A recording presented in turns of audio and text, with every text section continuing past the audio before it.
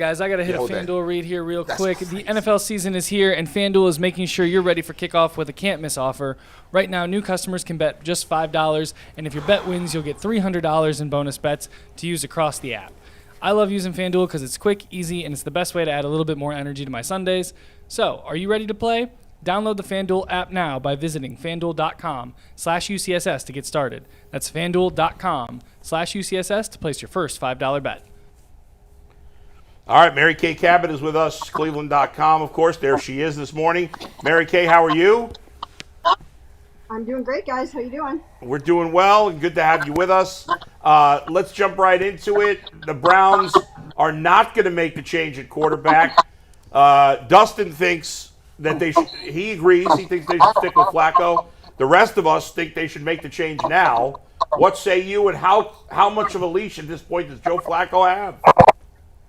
I'm fine with them sticking with Joe based on the fact that he pulled out that victory in the end. And I think what it showed is that sometimes you need that veteran presence to come in there at the end of that football game and actually pull off what he had to do just in those final couple plays to set up the winning field goal.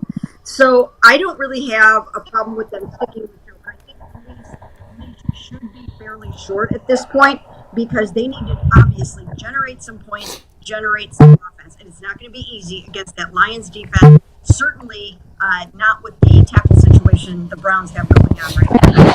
Mary Kay, we have a bad connection right now, so we're going to put you on hold and try to clear that up. So it was a little hard to hear Mary Kay there, but I'm pretty sure she said he should be on a short leash right now.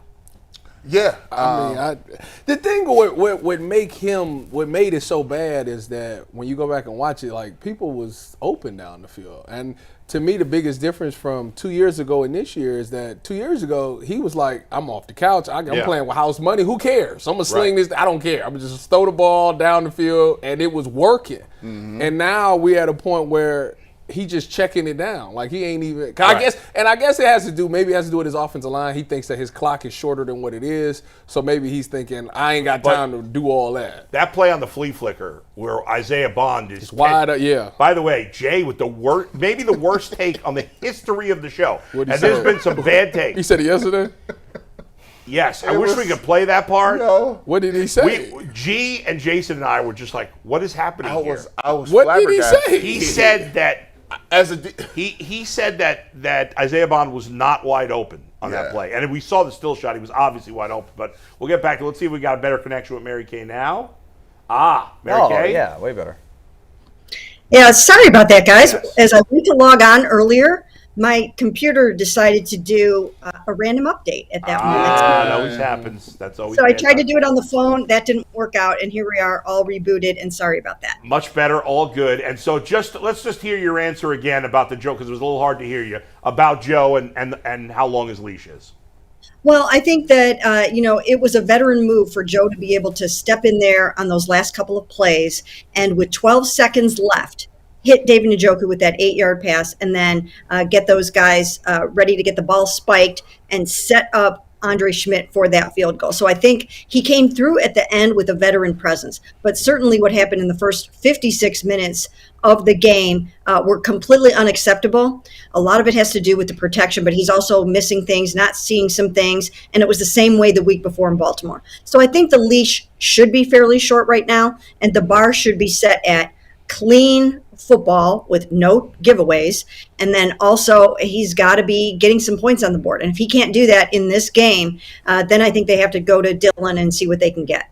Mary Kay, we were just talking while you were having technical difficulties, and Tyvis brought up a very good point.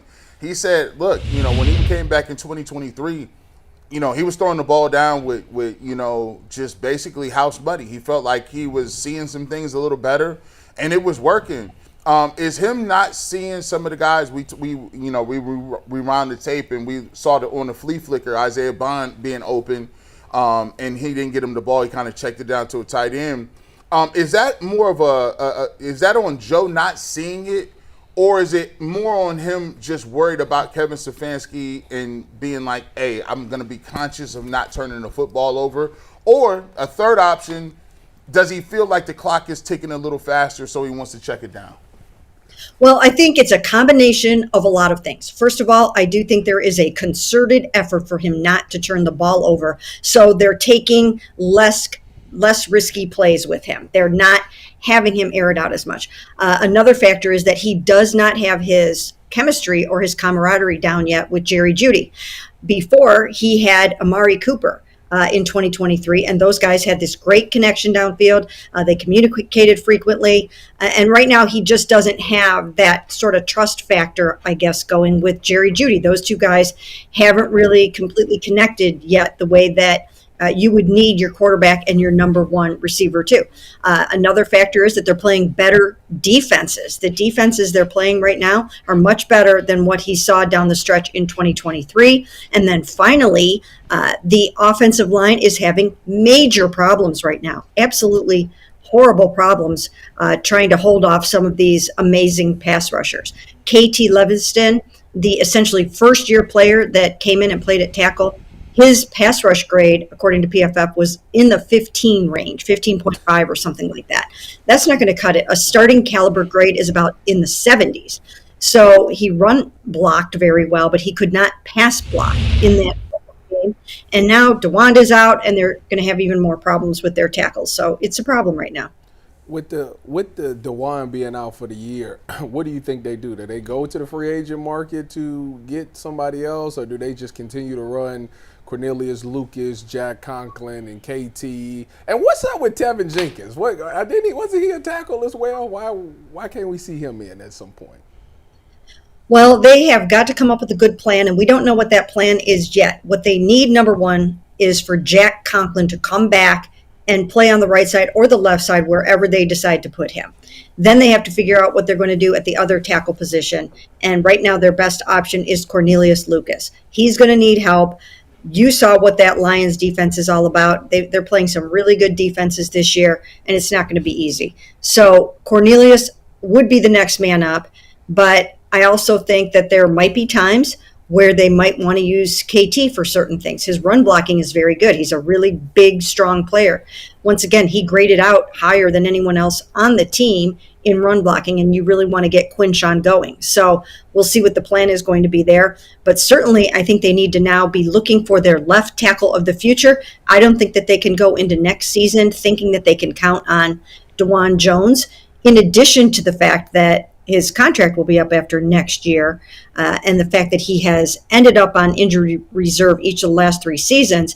He just wasn't really adjusting all that well to left tackle, and I think they were trying to give him a little bit of confidence or see if they could get it back by popping him over to the right side in this past game. So they've got some issues that they need to work through over the next year on their offensive line, certainly at left tackle. Do the Browns, Mary Kay, feel like with Judkins playing as well as he has the last couple of weeks, that it's going to open things up for Flacco and make things better for him in the offense? Is that part of maybe the reason why they're not making a change right now? Well, I think one of the reasons why they didn't make the change is because he did pull out that game in the end. But certainly I think they believe that Quinshawn Judkins coming around and being able to run the ball should help. But you still have to be able to pass the ball. You still have to be able to run away from trouble and get out of there. And they are not able to use as much quarterback mobility as they would like to in their offense. They will be able to do that with Dylan Gabriel in there. The other thing about going to a rookie is that you have to make sure that your rookie is ready. And sometimes rookies sitting on the bench, even for 3, 4, 5 games, is enough for them to assimilate installation of game plans and figure out how to do that and know what they need to know by the time you get to the game. So that could be part of it, that they feel like Dylan just might need a couple more weeks to get that stuff figured out. But I don't think that they have a lot of time left in them. You can see how amazing this defense is. It's a championship caliber defense. It needs an offense to match. And I'm not saying that it just requires a quarterback, because we know there are other issues right now, especially on the offensive line, and other things going on in the passing game. But I always felt that this team was one quarterback away from contending for the playoffs, and I still say right now. You know, Mary Kay, throw in the offensive line and you got a deal. Go ahead. You know, Mary Kay, we talked about it. We was arguing back and forth. It was we was just having a little fun. But Joe Thomas made some very strong statements about Myles Garrett probably being the most impactful non-quarterback in the history of the game. Now, at first you're like, hold on, there's a lot of really good players that play defense. But after I sat here and listened to it, I think he might be correct. I got him on a short list of 3 guys. What say you in terms of Myles Garrett's impact as a non-quarterback, and is it good enough to say in the history of the game? That's lofty praise. I think if I were going to put him in that category, I would want to see more impact plays, more forced fumbles, and more big plays like that completely change the game and turn the game. When he does that, then I think he elevates to being able to be talked about in terms of history of the game.